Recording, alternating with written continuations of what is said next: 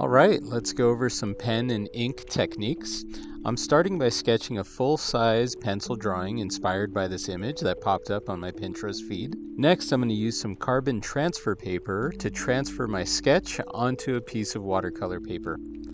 I'm drawing with the lightest amount of pressure possible, and I'm flipping the page back and forth so I can see my progress. I'll save the carbon transfer sheet for later use. Here's a time lapse of the pen drawing. I'm using an 0.5mm Sakura micron pen because it has an archival ink. This is going to prevent the ink from bleeding when I paint over it later. Notice that I'm leaving some areas untouched because I can add in painted details later.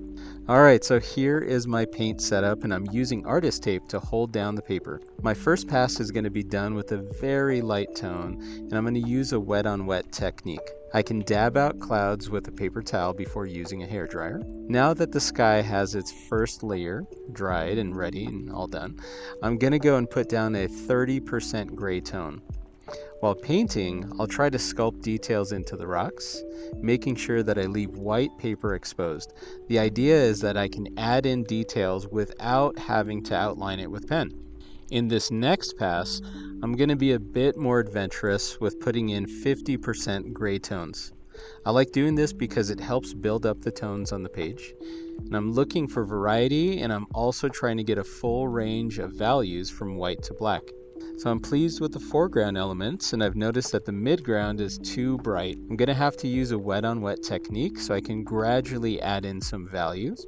I'm guessing I'm putting in about a 20 to 30% gray, and I'm going to apply this with a super handy flat brush.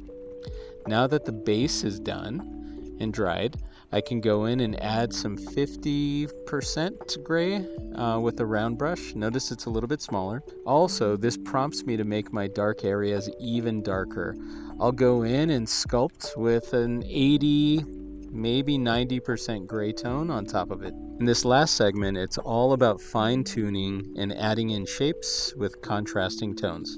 Alright, so here's a reveal of the pen and ink drawing. I love these exercises because they have a nice range of value and they show a good sense of depth. Hey, do me a favor, go make one of these.